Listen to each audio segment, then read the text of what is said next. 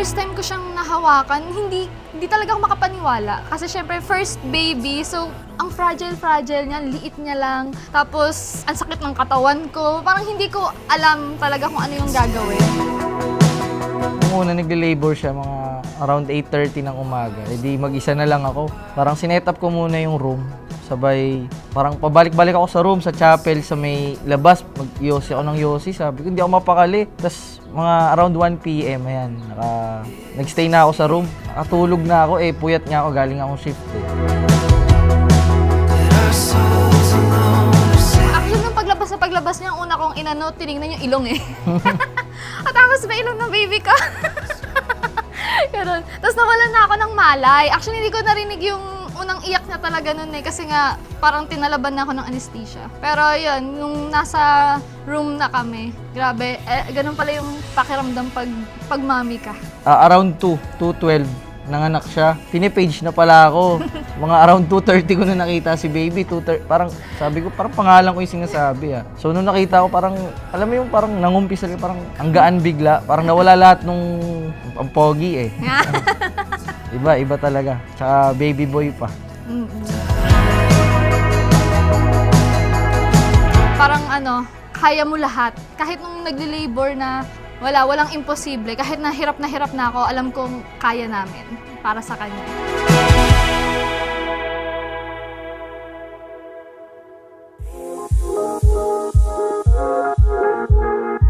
Paano nga ba yung life natin?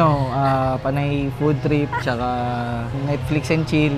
Yun, inom. Mahilig kami kumain dalawa Lagi kami nasa labas. Backseat and a bottle of wine to share. Nagpiti kasi ako, sabi ko pa sa kanya, wala, love, negative. 2 linya. Tapos sabi niya, 2 linya pero negative. Kinalkal niya pa sa basurahan yung PT. Nagluluto ako nun sa kusina. Ngayon, sabi niya, wala love, negative, 2 linya. Parang napalingon ako, anong negative, tas 2 linya. Pag galungkat ko, sabi ko, tiningnan ko yung nakalagay doon kung ano ba yung positive, tsaka negative. Sabi niya positive, di siya tuwan-tuwa, ngiting-ngiti. Ako naman tulala, tapos umiyak ako. Akala ko kasi teenager ako Hindi pala. Yung 2 linya is positive. Tapos nung sinabi ko sa kanya, ayun nga, na parang na-shock siya. Tapos bigla niya na lang ako nilagpasan umakyat. So ako, nakangiti na ako sa kanya. Kumbaga, sabi ko, magkaka-baby na. Ganun. Pero masaya ako, pero at the same time, nag-worry ako kasi yung lifestyle namin, it was different. Diba? Mahilig kaming uminom, may bisyo, tapos bigla buntis. Tapos lahat yon stop na kasi nga may Allison na. Negative daw, wala. Negative. Wala to. Hindi marunong magbasa ng instruction.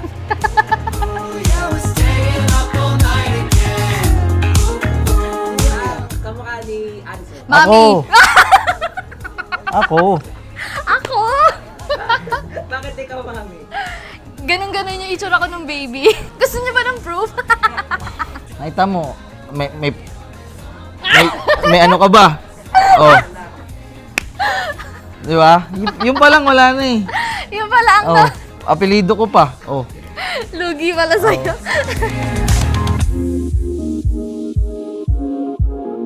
Happy birthday to you.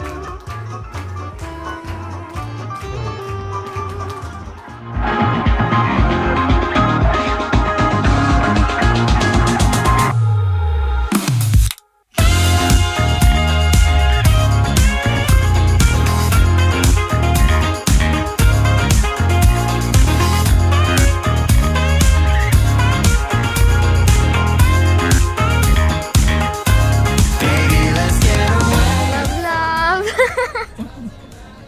Naiyak ako. Love na love ko ni Mami. Alam mo yan. Sobrang thank you kasi dumating ka sa amin. Ikaw talaga yung blessing namin. Lagi ko naman sinasabi sa you saved Mommy a million times already. And it's true. Kung wala ka, baka wala na din si Mommy. And I love you. I love you so much. I'll give you everything. I promise you that. This world is cruel, anak. I'm letting you know. But we will build you as a resilient person. So, kaya mo yan. Kayang-kaya mo. Kahit na anong mangyari, Mommy and Daddy will always be here for you. I love you. I love you so much. I love you more than love, Allison. Always know that.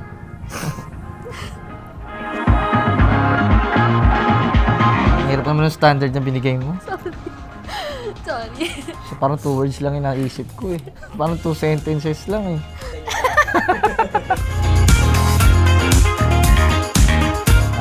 Baby A, again, happy first birthday. Wish ko lang is manatili kang masigla, malakas. Tanda mo palagi na andito si mami tsaka si daddy para gabayan ka sa mga pagsubok tsaka sa mga ma-unlock mo sa buhay. Tsaka last is more tantrums to come.